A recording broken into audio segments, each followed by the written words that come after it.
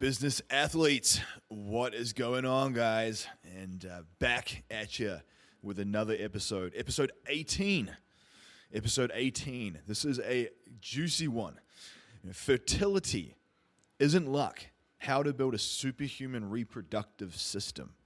Now, before you jump off, maybe you're a grandparent and you're like, I don't want any more kids, or maybe you don't want any kids at all. Before you jump off, hang around. Why? Because I don't know if you know this, but fertility is a marker of optimal health. Fertility is a marker of optimal health. You know, we're going to be talking about how to optimize fertility in a toxic world. Most people don't realize that, for example, like for men, if you have low fertility, even if you don't want children, it's a reflection of how much toxicity and inflammation you have in your system. Because think about it from a perspective of evolutionary biology. An organism won't procreate if the system is too toxic. It's the same thing for the ladies. Women, when they're healthy and their processes are dialed in, they will have a regular menstrual cycle, a regular monthly cycle. When they're going through a ton of stress or they're starting to move through menopausal changes, that's when you see the dysregulation. So fertility is a marker of optimal health. It's like a compass. So I would say as you listen to this episode, try to think to yourself, how many of these things could you apply to what you're doing regardless of your age and get the benefit of just reducing inflammation and cleaning up your health so you're more vital and vibrant and more energetic. Healthier on a cellular level. That's the point. That's what I want to. That's the key that I want to make. You know, but I'm going to be specifically covering more so fertility with men, but I am going to be giving the ladies some feedback too. And before I go into all this, the reason why I wanted to cover this topic is because last year in 2025, I had quite a lot of guys come to me that were having issues. I had a number, I would probably say 4 or 5. And you want to know the awesome thing is that every single one of them ended up conceiving and having children. All of them. And so the processes, the tools, the tactics that I'm going to share with you have a pretty darn good batting record. And beyond that, I'm on and have been on TRT, and my son, Xander, was conceived that way as well. So the first thing I want to say is that very often for the men that are on testosterone replacement therapy, you will get told that you need to come off it to increase fertility and have children. That's unequivocally not true. That's unequivocally not true. Now, for anyone who doesn't really understand what this means, basically, you know, if a man is on testosterone replacement therapy, that therapy will be shutting down their natural testosterone producing system. So your luteinizing hormone and your follicle stimulating hormone will drop, and your pituitary won't be sending any signals because you're getting that exogenous testosterone into your system. And what happens is it typically sort of starts to downregulate fertility. But what people don't realize is that there's different levers, different things that you can literally do to help boost fertility. And again, this is going to be like boosting health in general.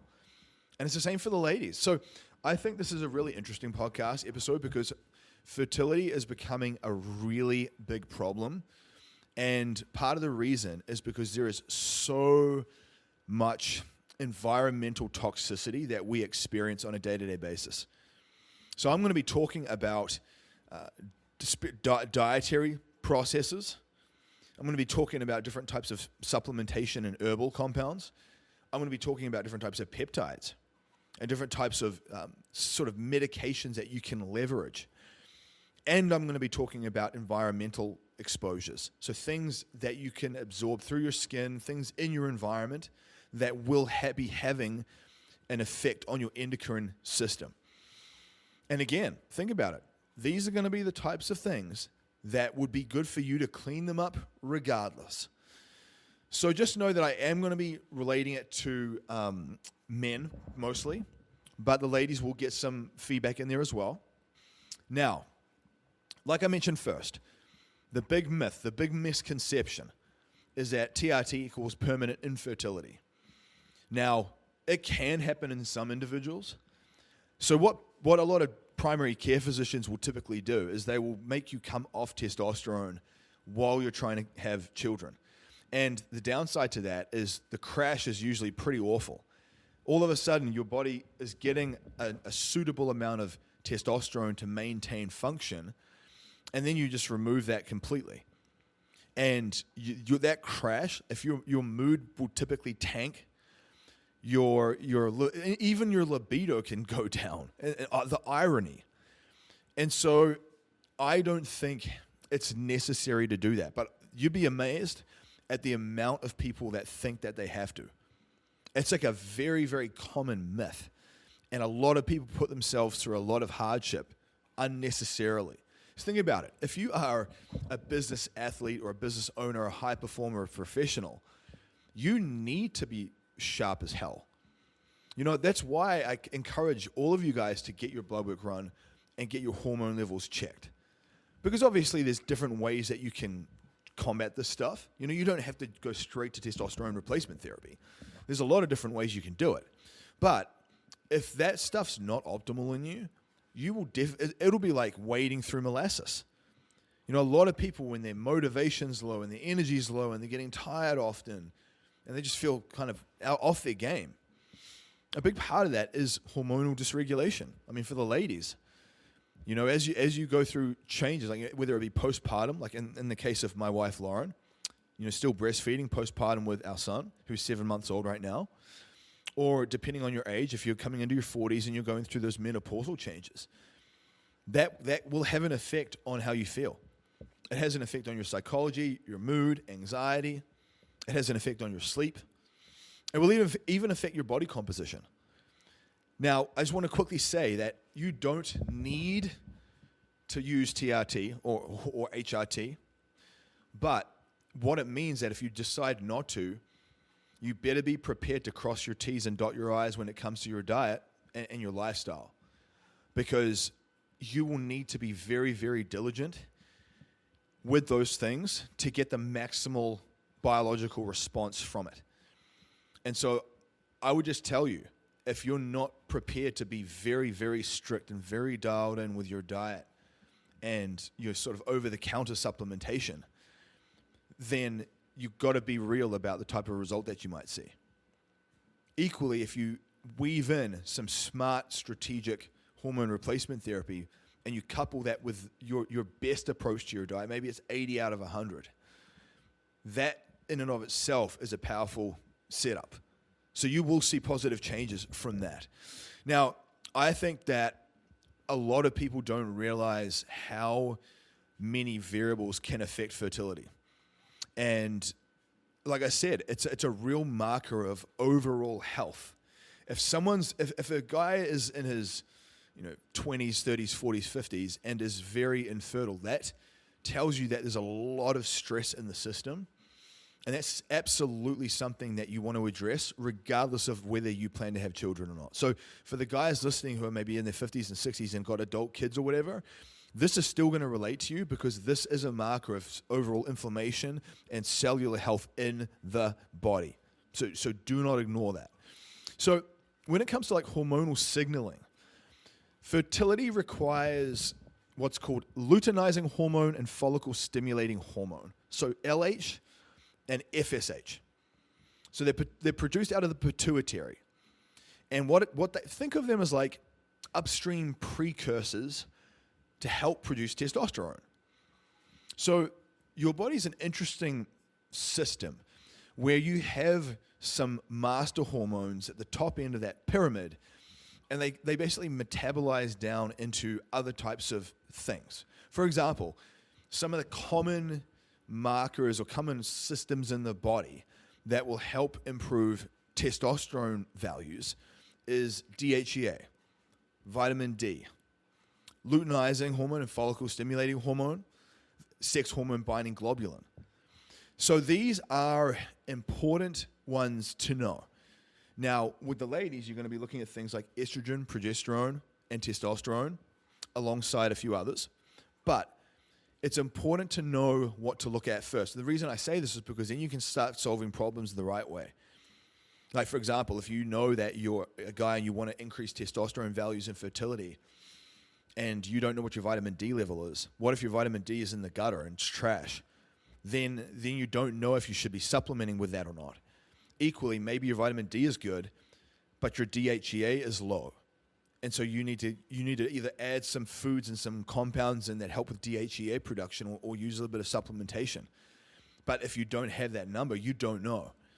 So you either have to, like, you either do nothing, or you just carpet bomb your physiology with a bunch of extra supplements and then run the risk of going supraphysiological, meaning like you're too high. One of the things you'll realize, guys, about human physiology is that there's a thing called what I call the Goldilocks zone. So the Goldilocks zone is that sweet spot where it's like the three bears and the oatmeal, the porridge is not too hot and not too cold. That's the same with your systems in your body. So low testosterone or low estrogen, for example, has its own set of side effects and consequences. But equally too, so does very high testosterone or estrogen. Like when it's too high, you will also be getting negative effects. So you're going to feel your best and you're going to look your best when you're in what I would consider the Goldilocks zone. And one of the things that I wanted to mention was that a big area that I focus when I'm helping people optimize their diet and their lifestyle and everything like that is I'm always looking for the Goldilocks zones, which is also why a lot of clinics struggle to have a lot of success with people because they just base things off normal ranges. So if testosterone, the range is, say, 300 through to 1,000, what if you're 350? That, to me, is very suboptimal. You want to be maybe, say, 850 to 900. Why don't you want to be 1,000? You could push it up there potentially, but as you get closer to the top end of the range, that's when you start to experience downstream potential side effects in other areas. So, for example, if a guy's like, I want to be right up at the top, if he's taking the maximum level of TRT dose he can, you might experience higher levels of hemoglobin and hematocrit, so your blood thickness might increase, which is obviously not good for your heart health. You might experience more aromatization from estrogen, so you then need to use an estrogen blocker, like an anastrozole, which is not ideal at all. Like, you don't want to have to do that, because that will lower your HDL cholesterol profiles. It starts to mess with your good cholesterol. That's not good either. So I say this, like, basically, not only do you want to have a bearing on all the different systems in your body to accurately pinpoint where is the bottleneck, like where is the weak link in the chain, and address that strategically, but you also need to know your Goldilocks zones. So you even know what type of dosing protocol you should even have.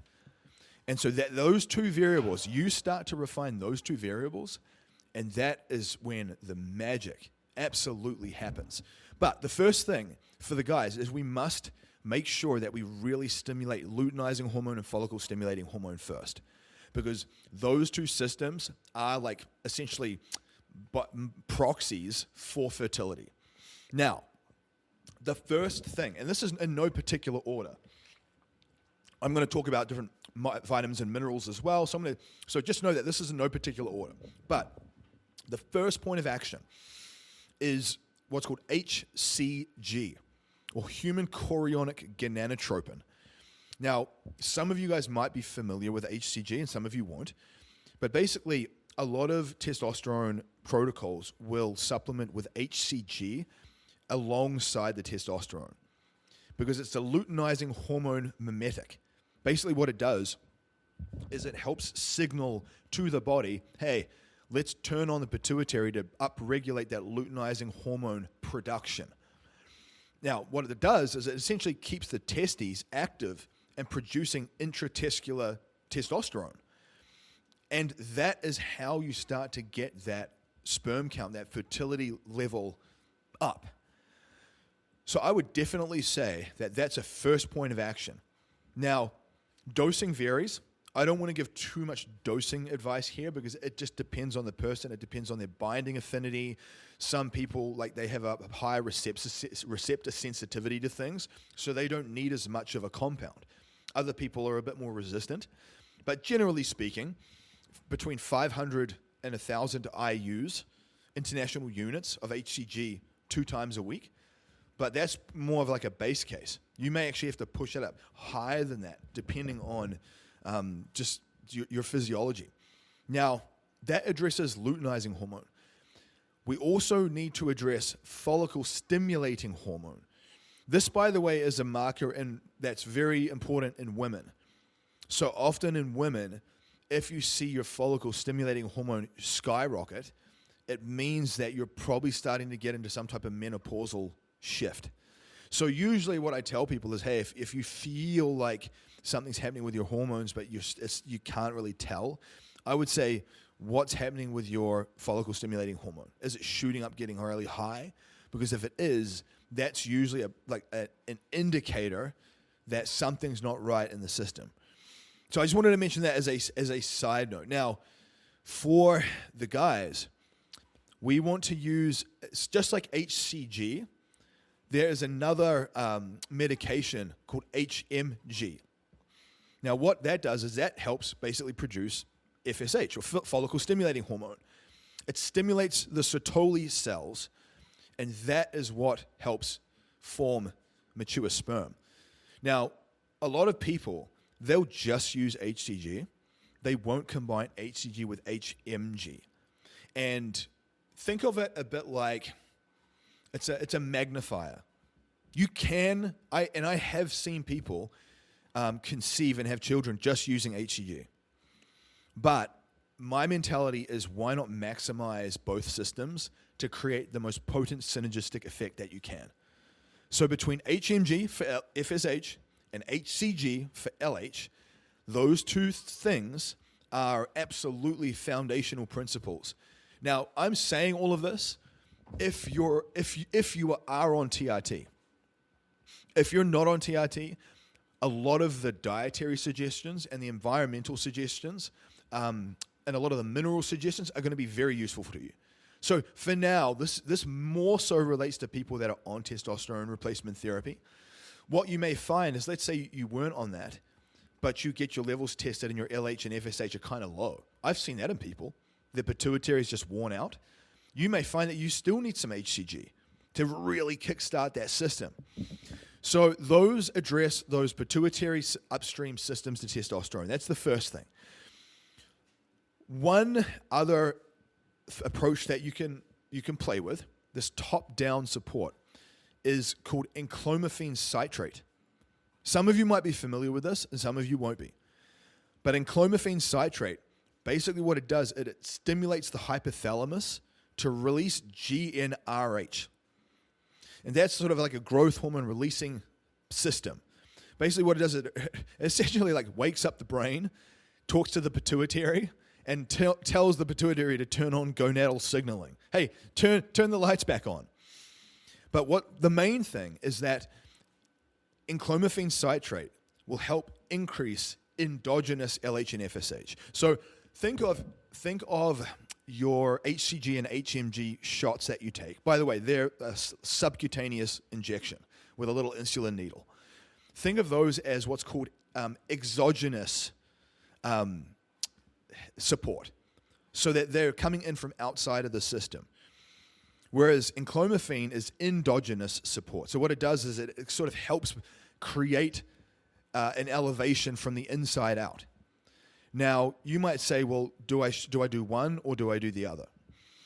And what I would say is, if you're just looking to maximize every system in your body to get the most synergistic compounding effect, I would potentially do a bit of both. So I think doing a bit of both can be useful. I have early on seen people just use HCG and a lot of the dietary suggestions that I gave. But I've also seen a lot more success in 2025 when they were combining enclomiphene citrate with HCG, and then especially when you stack HMG on the top of it. And what it does is it helps improve that pituitary signaling from LH and FSH without like fully suppressing the system, because that's what TRT basically does. So you would use enclomiphene instead of TRT. That's what I'm saying. So some people if they're not on TRT, but they really want to get their testosterone levels up, they would use enclomiphene citrate. And that would help improve that signaling stability without the suppression that testosterone replacement therapy does. So think of TRT as like the big step, and then enclomiphene is like the intermediate step. So it's like a stair-stepping concept. Now, outside of that, so that's sort of the TRT hormone replacement stuff. Now, whether you are on hormones or not, there are some other things that can be useful. So there's a peptide called kisspeptin. Now, kisspeptin, it stimulates the hypothalamus. And like I was mentioning before, it essentially reawakens the brain, talks to the pituitary to increase gonadal signaling. What I found is that in women, it can also help stabilize and optimize menopausal and hormonal changes in women too. So this is definitely a peptide that is universal, where males and females could potentially use this. You might say, well, if I'm doing all the other stuff, should I use this? And I would just tell you, when you want to be very fertile, like your best bet is to just like create a multiple synergies across the board. I don't think you have to do it straight away, but kisspeptin is a peptide that you could stack in your little insulin needle and take a subcutaneous shot of that alongside your HCG. So I just wanted to mention that first. Now, there are other compounds called bioregulator peptides. Most people, when we talk about peptides, they're just familiar with Ozempic or retatrutide or tirzepatide or semaglutide. Or maybe they're familiar with tesamorelin or BPC 157, for example. What they don't realize is that there's a whole other world, like a subgenre of compounds called bioregulator peptides. And what these ones are is they're short chains of they're basically short chain amino acid of proteins. Think of like TB500, for example, which is like a thymosin beta 4, which is a recovery and wound healing peptide. That's a larger molecule. These bioregulators are very small, and what it basically means is that they're very, very site-specific. So they just work on one targeted system in the body. When you use TB500, for example, you can take that shot anywhere, and it's going to work systemically through your body. Like if you're getting aches and pains in your knees, you could take that shot in your shoulder, and you're going to get a systemic response across the board. Bioregulators work differently. They actually target a specific organ site. And so you can get bioregulated peptides, and you can get a compounded stack of them that come together, like almost like a male fertility bioregulated peptide combination that have a prostate bioregulators and testes bioregulators and hypothalamus bioregulators. So like I mentioned, the hypothalamus is what helps turn on the pituitary. When that pituitary then is on, LH and FSH get produced. So you can, and by the way, you can even get a female bioregulator combination that has ovarian and uterine fertility support, plus the hypothalamus. So male would be prostate, testes, hypothalamus. Female would be ovarian, uterine, hypothalamus. And there are bioregulator capsules that you can use that specifically target these areas. If you want information on that, email me, let me know, because that would be something I would need to help you with. This is why I talk about getting into my business athlete council, because I would not suggest you just bootstrap this. And the unfortunate part about this is that a lot of clinics and a lot of physicians, they won't even know this information. They won't. If you came to them with this information, they would not know, because their knowledge base is very limited. And I knew, the reason why I know so much is because I knew that when I wanted to have a son, I knew that I had to figure that out, because that was going to be a potential issue. And obviously, the results for me were amazing. And then when I saw it happen in 4 or 5 other people, that's absolutely a sign that this process works. So I would say, if you wanted to pull out the big guns, You could add kisspeptin in with a bioregulator on top of HCG and the TRT, or HCG and the testosterone replacement therapy, depending on enclomiphene citrate, depending on what you want to use, right? Enclomiphene, if you want to try and produce internally, testosterone replacement therapy if you just want to get it externally. Now, that's all the sort of chemical support, peptides, that type of stuff. I will say that beyond that, there are some really important base foundational principles that I think you need to understand. So the first thing is that a lot of oxidative stress is going to have a really negative effect on sperm DNA because it's highly vulnerable to that. Oxidative damage, oxidative stress. Now, I would tell you that I've done an episode in my podcast on chronic stress and the nervous system. So go find that episode and listen to that, because I dive deep into the mechanics of stress on the nervous system. And most people don't realize how much of a negative effect it has on your overall health. So you definitely want to be making sure that you are looking to ways to optimize sleep. You want to be removing alcohol completely, like get it out of the equation.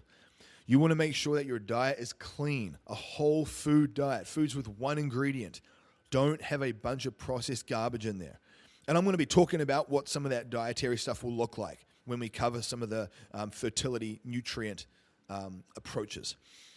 But I would say in general with stress, inflammation in the system, things like NAC or glutathione, so N-acetylcysteine is the precursor to glutathione. A lot of people will use glutathione.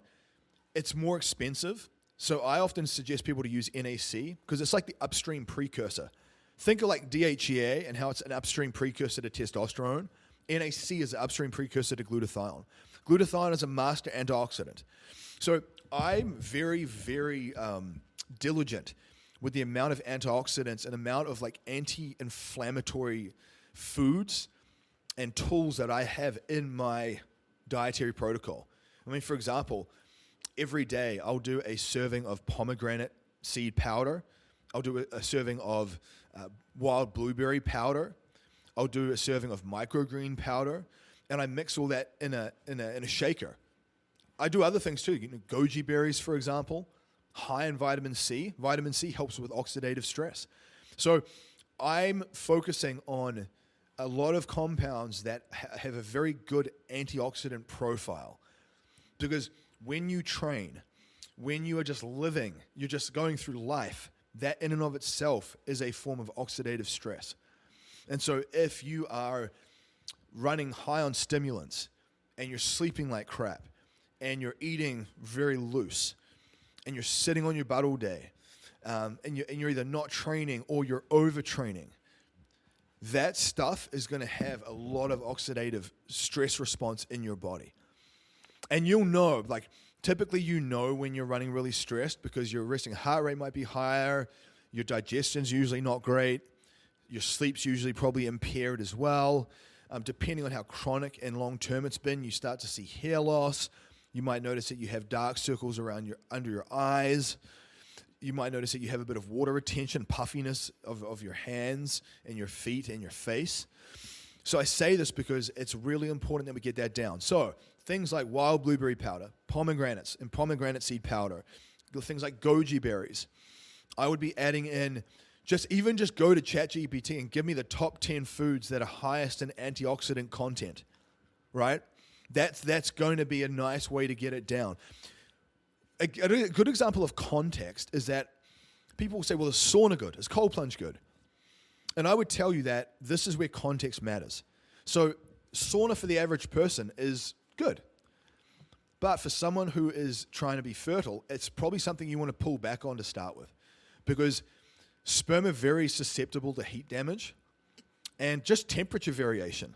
And so if you're going and doing these like hard sauna sessions, I mean, that's good for your heart health, it's good for your blood pressure, it's good for other things, but it will cause a breakdown and damage in sperm count.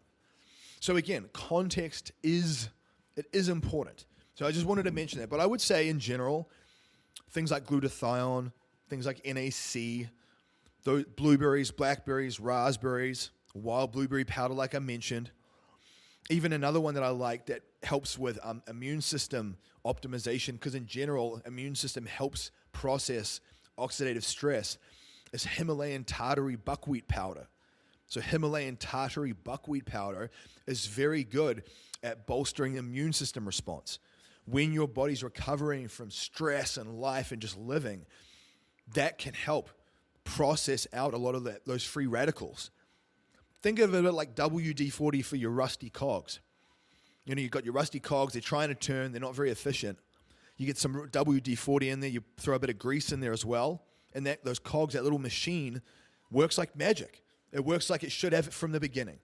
And that's, again, part of what you want to be focusing on. So I would say definitely those compounds, those tools, I think are worth focusing around. Now, diet's a big part.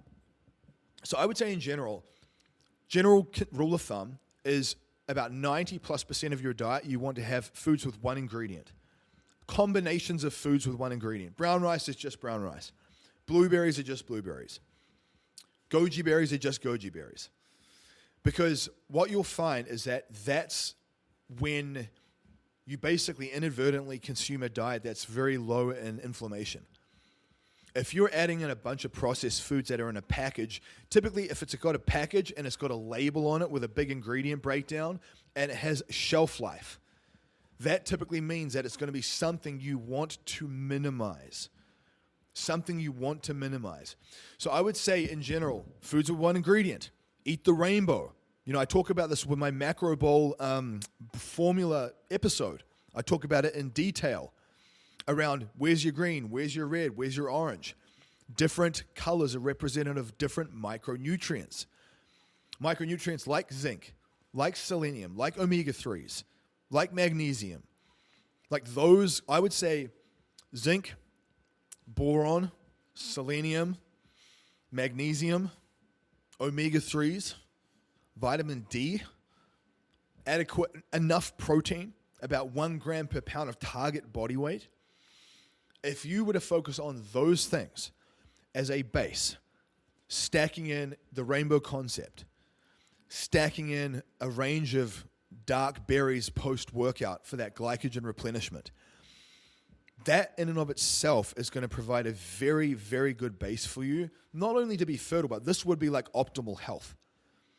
This would be optimal health. So in general, if you wanted to improve your energy levels and slow down your aging and reduce cravings, you would want to address, these are universal principles. So, for example, different minerals have different mechanics in the body. You know, zinc, it helps increase sperm count and motility. Selenium helps increase DNA integrity. Omega-3s help increase membrane health. You know, magnesium helps with hormone signaling and nerve signaling.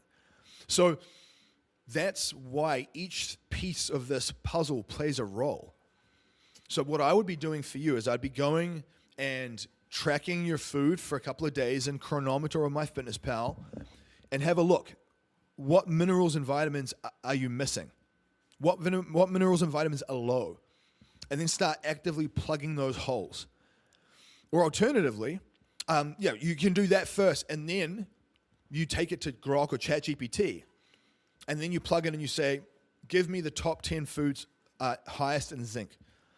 Give me the top 10 foods highest in selenium and boron. And what it will do is it'll say, okay, you know, Brazil nuts for selenium. It'll say prunes for boron.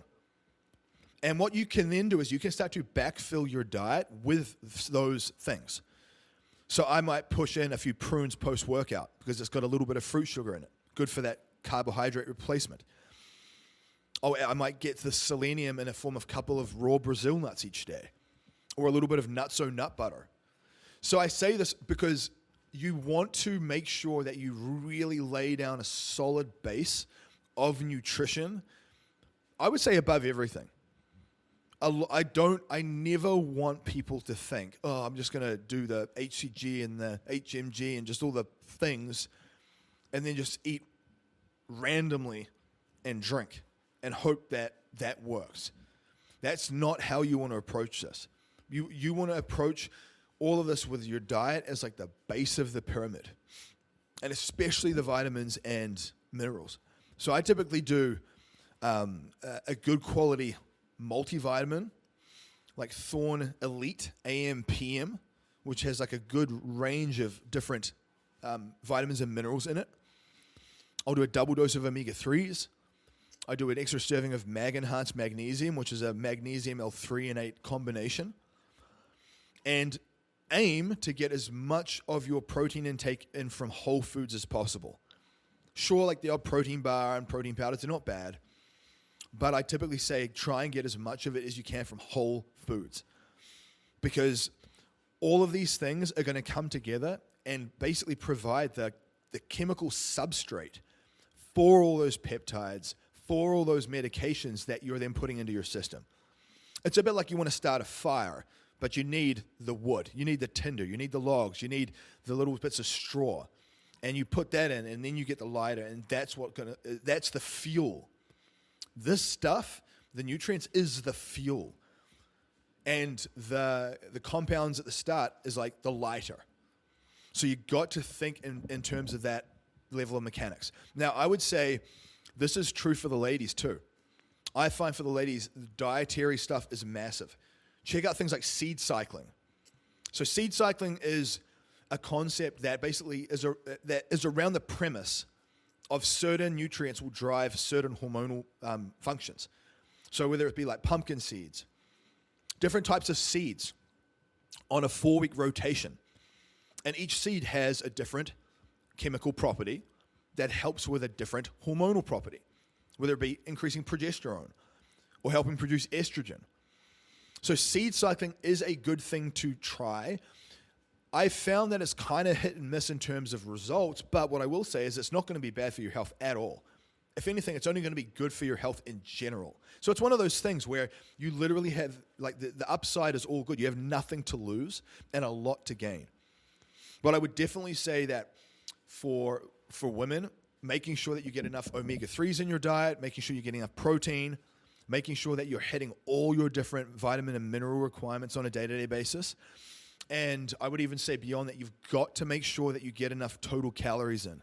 One of the biggest mistakes that I think people make when they want to have children is they might be trying to like go through a fat loss protocol. That's not a good idea. If you're in a caloric deficit and you're losing a bunch of weight, that is not conducive with optimal fertility. So I say this like to even the ladies, especially I find if they're dieting down really aggressively, because think about this. If you're not getting enough energy into your body in the form of calories, the last thing your body is going to want to do is be fertile. It's going to want to prioritize the few calories you have on survival, on brain function, on heart function, on basic organ function. That's the priority first, survival of the organism. And then, if there's leftover money in the bank account, then it will go out and buy the Rolls Royce. It'll go out and get the extra stuff. And that's like increasing your fertility profile. So what you'll often find is a lot of women who have either dieted down for like competitions, fitness challenges, women that have like bikini competitors or bodybuilders, they'll lose their menstrual cycle completely. And it's a canary in the coal mine signal that there's too much stress on the nervous system and the caloric load is too low. And the same thing is true for guys. If you're under eating because you're stressed and you're losing weight, we need to make sure that you get enough calories in from whole food sources. Like I said, I'd be opting for about 1 gram of protein per pound of target body weight. I'd be focusing on a double serving of omega-3s each day. And then I'd be backfilling the rest of my calories with the rainbow veg and different colored fruits and vegetables and some fermented foods and some adaptogens like lion's mane and shiitake. All the different things. That's how you're going to hit a home run with this. And what I would also say is make sure that you do a food sensitivity test, because you don't want to be consuming a bunch of like quote unquote healthy foods that are kicking off a bunch of sensitivities and driving up inflammation in the body. Remember what I was saying, oxidative stress and oxidative damage, sperm are very sensitive to those things. And so if you have a lot of sensitivity to dairy or gluten or eggs, and you're pounding those back every day, that's surplus inflammation your body now has to handle. So you need to minimize stress load in the body. And sort of talking about that, that's why I mentioned with the calorie intake, that's a form of stress load. Equally, and this is where the Goldilocks zone comes in. So the bottom end of that spectrum, if you eat too little and you're losing too much weight, that's not good. Also, if you're starting to get fat, if you've got excess body fat, body fat in and of itself can be inflammatory, and it will drive up estrogen, and that will have a negative effect on male hormone systems. So I definitely think that you need to be of reasonable body fat percentage. Now, it's going to vary a little bit depending on the person. I think you could probably be between 10 and 15%. I don't think you need to be, I don't think you being absolutely diced is a good idea, but equally, I don't think you need to be 20 or 25. In fact, I think that's detrimental. That's that example of the Goldilocks zone. So what I would be doing if you're planning on doing this is make sure that you're cleaning up your diet, you're using the supplements that I've mentioned, but you're then adapting your portions to get to your body fat to like 10 to 15%, because that's where you'll have just enough caloric energy to fuel the fertility signaling, but it's not going to be so much extra energy that it's causing an inflammatory response because of all those extra fat cells. So basically think about it like fertility thrives in a fed, low inflammation state. Fertility optimizes and thrives in a fed, low inflammation state. And I would tell you that that's the key to most human optimization things. If you want to have better energy, if you want to have better focus, if you want to get rid of the ADHD, if you want to sleep better, if you want to be stronger and have more energy, like your body needs to be in that fed, low environment state, low inflammation state. When I say fed, I mean that sweet spot where you're not gaining a bunch of body fat and driving in a boatload of extra calories, but you're not creating a physiological stress response by dieting your face off too. By the way, as a side note, for any of the ladies and guys, this is important. For any of the ladies that breastfeed, absolutely do not diet while you're breastfeeding. That's the worst thing you can do for milk production. I make sure that Lauren is eating surplus calories. I give her extra omega-3s. I push in extra protein. I make sure she gets a lot of healthy fats in the rotation, because in order to produce not only quality breast milk, but enough, you need a surplus of at least 500 calories above your maintenance levels, if not more. So very, very important to note that. Now, I would tell you that you have to be intentional with how you train. If you're training balls to the wall, like hard CrossFit, brutal sessions, remember, that might be good for strength training or might be good for performance in a certain genre, but that's not necessarily conducive with like managing your stress load. So what I would typically do is I train, but I train to about 75 to 80% capacity. So I'm still stimulating the muscle to preserve and retain muscle. I'm still pushing to retain strength, and I'm still getting the sessions in because that is going to be good for all the other stuff that we want in health. Insulin sensitivity, bone strength, cognition, you name it. But I'm not going nuts. I'm not trying to hit max effort deadlifts, max effort bench press, very, very, 1 or 2 rep max stuff. That's not in the equation, because you need to protect and balance that central nervous system as much as you can. So I would definitely say that's a key. Now, that also relates to high-intensity interval training and stuff. I talked about this in the hormone replacement therapy and the TRT protocol discussion that I talked about, where I was saying how someone might say, well, is high-intensity interval training good for me? And I would say, well, it depends. If you're a woman who's starting to go through menopause, that's an extra stress load on top of all the stress you're already dealing with hormonally. It's going to magnify things. It will often make it worse. So in that context, it's not a good thing. And so I would say equally, if you want to be fertile, you need to stimulate, not annihilate, and you need to be in and out like a SWAT team. The other part of it is low intensity therapeutic movement. So lots of walking, stretching, light mobility work, light yoga flow type stuff. Things that are going to help move your body, help maintain insulin sensitivity, help improve your digestion and your mood, but not stress out your nervous system. So I would actually tell you walking is going to be a very, very powerful tool to actually improve fertility because it's got such a therapeutic effect on the nervous system. So really, really take note of that. Now, another aspect, and this is more obvious, but I've got to say it, is alcohol and toxins. You know, whatever substances you're consuming, you have to really make an effort to eliminate them from your rotation. Alcohol is just going to be such a destructive thing when it comes to health in general, and especially fertility. And obviously, especially for the ladies. But even for the guys don't realize. Like, people talk about with the ladies, oh, you shouldn't smoke while you're pregnant. We don't drink alcohol while you're pregnant. What you don't realize as a man is that all the things you're doing have a physiological effect on your sperm. So you're essentially turning on different genetic signals by all the behaviors, by all the habits you have, and you're passing that on. So I would tell you, lay a freaking good foundation for the next 2 to 6 months of very, very good habits where you're doing a very clean job. You're going to have super children. You're going to have super children. And that's fundamentally what we want. So alcohol damages sperm DNA straight up. So you just got to remove it from the equation. It depletes zinc and antioxidants. And like we were saying, antioxidants help bring down that oxidative damage.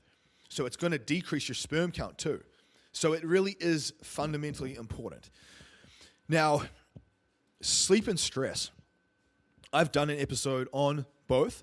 So I would tell you, always go back through these episodes and just soak it all up, man.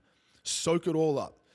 And beyond this, like I mentioned, if you're interested in this, or even if you don't necessarily want to have kids or want to conceive, but you want to get more fertile as a signifier that you're really healthy and you want to have a bit more output and more vitality so you have more energy for your kids and your partner and you can produce better at work because you're in a better mood and you have more mental clarity, get into the Business Athlete Council. Reach out to me and get into that because I can give you dosing protocols for all these things. I can help you figure out exactly what's going to work for you rather than just going in and bootstrapping and guessing. That's not how we want to play this. You know, I always say pros get pro help, amateurs bootleg and guess. And fundamentally, which one do you want to be? But coming back to the point is sleep and stress. So absolutely, one of the areas that we really want to work on is sleep. Because poor sleep will de-optimize everything. Poor sleep will crash testosterone. Poor sleep will lower growth hormone release. And growth hormone release helps with oxidative damage, oxidative stress. It makes you more insulin resistant. So there's a lot of things it's going to have a negative effect on. So I would say that's a whole other world of discussion. But just a couple of notes is like, make sure that you eat your dinner meal a bit earlier in the day. Try and have your dinner at least 3 to 4 hours before you go to bed. Make sure that your dinner meal is very clean. Get 12 to 15,000 steps through the day. Ideally, 2 sessions outside for 5 to 20 minutes. That's going to help with melatonin timing. Make sure that you reduce your blue light exposure in the evening and just use Himalayan salt lamps and candlelit diffusers instead. Put on a relaxing Spotify spa playlist that's just kind of calming on your nervous system. Make sure that you are turning the air temperature down in the house. That tactile, like touch, that sense of touch is a big one. And the body seems to respond better to slightly lowered air temperatures at night when you're sleeping. So between 64 and 68 degrees Fahrenheit, typically. Now, I would also tell you that there are certain supplements that can help maximize sleep. So we'll just touch on a couple. I don't want to go into too much detail. But things like Tulsi tea, theanine. There's a product I use called Theanine Serene. Magnesium, glycine, apigenin. I typically use glycine, Theanine Serene, magnesium, and 1 milligram of melatonin. Now, I find that's a nice combination for me to get that optimal sleep. Now, the other part is the stress. Now, obviously, this is a whole world in and of itself. Stress will have a massive effect on fertility straight up. So what you'll find is that for the ladies, what really kicks off very aggressive menopausal changes and a lot of hormone swings through that is unmanaged chronic stress. And for guys, if you're very, very stressed, like it will have an effect on your testosterone because it has an effect on your sleep. You just won't recover well. And so I definitely think that a lot of the techniques and tools I talk about are very important. I love to get 12 to 15,000 steps in a day. I get outside every day. You want to do things as simple as make sure that every day you're hugging your family for 1 minute or more. Slow down and connect with them physically. Like sense of touch is very calming on the nervous system. Make sure that before you eat your meals, you slow down for 1 minute and do some deep, slow nasal breathing. Your breath is like like accelerator and a brake of the engine of your brain. And so you want to really time that and only use the accelerator when you need it. So deep, slow nasal breathing is like using the braking system on the brain. And then short, powerful breaths through the mouth is like the accelerator. So when I'm about to do a heavy lift in my workout, I'll rev the engine up through the mouth breathing. And then between, I'll slow the engine down through the nasal breathing again. But I definitely think that you really want to understand the effect that sympathetic nervous system dominance has on fertility. So you've got to learn to relax. And you've got to learn how to decompress. And you've got to learn how to protect your sanity. And I would actually say that the whole nervous system stress thing and sleep is probably one of the most important areas for people in general, because that will drive so many health issues that you have, but equally, it helps with so many of them too. Now, another area that I think is really important to cover is your environmental exposures. So most people don't think about the chemicals in their environment. So I'm talking about dish soap, body washes, deodorants, cosmetics, shaving creams, cleaning products, laundry products, Tide Pods, Dawn dish soap, Clorox wipes, antiperspirant deodorants. All of that stuff needs a massive, massive overhaul. Massive. Because what I'll even tell people is that if you go and get a hair mineral analysis done, and in that hair mineral analysis you have a bit of sort of heavy metal toxicity in your system, that is a big driver for infertility. Heavy metal toxicity. And so if you have high levels of aluminum, things like that. Now, I would say that if you've had autoimmune diseases, or you're very curious about knowing what those levels are, go get them checked. And if you did have a lot of heavy metal toxicity in your system, I would highly encourage you to work on that first, because that's almost like DNA damage territory, where you're passing on damaged sperm, damaged DNA. And you don't really know what the outcome of that could be if you do conceive. That's when you might end up with some type of deformity. That's what we don't want. And so I would say the Dr. YU, his niacin sauna detox protocol. Dr. Yu's niacin sauna detox protocol. Now, I say this because I've run it multiple times. I came from a place where I was on a lot of medications for a very long time. If you've used at any point in your life, like you've taken a bunch of vaccines, or if you have taken a bunch of medications, or you've just drank a lot of standard crappy bottled water, or honestly, for most people, they have some degree of heavy metal burden. There's just so much in our environment that if you're not actually consciously chelating things and using binders like activated charcoal and bentonite clay, you probably have some in your system. So niacin sauna detox protocol first, but obviously, like I mentioned, with sauna, that heat can affect sperm count. So what I'd be doing is this is where solving problems in the right order is important. Early on, say 6 months out, I'd be doing a niacin sauna detox protocol, get the heavy metal toxicity out of my system, and then I would taper off the sauna use. So I'm not getting that heat damage. So it's definitely about solving problems in the right order. But think about it from a place of like microplastics, pesticides, fragrances. They all disrupt hormones. And the more disrupted hormones are, the more of a negative effect menopausally or hormonally or andropause you will have. BPAs, phthalates, all of that stuff has an effect. So I'd be saying first and foremost, find healthy, clean versions of everything that you use.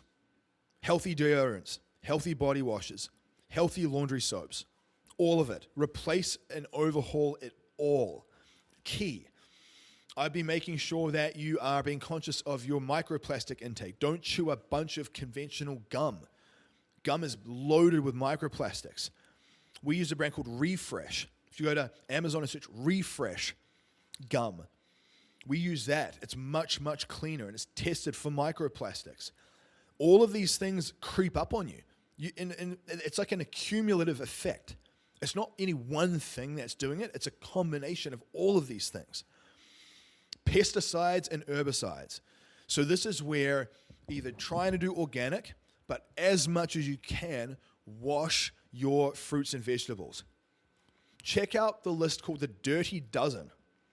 So the Dirty Dozen is a list of the fruits and vegetables that are highest in in pesticide and fungicide burden.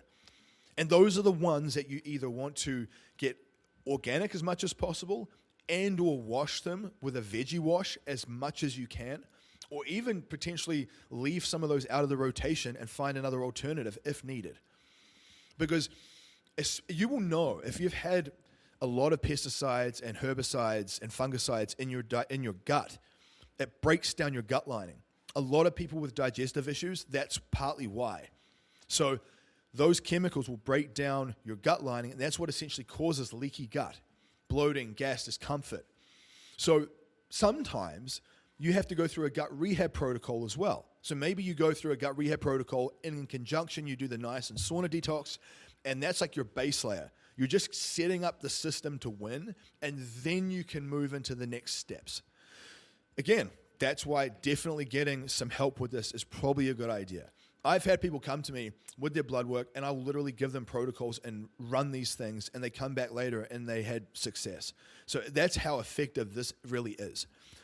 So I definitely think that cleaning your environment up, being very conscious about the chemicals that are happening, like that you're absorbing, male or female, really, really important.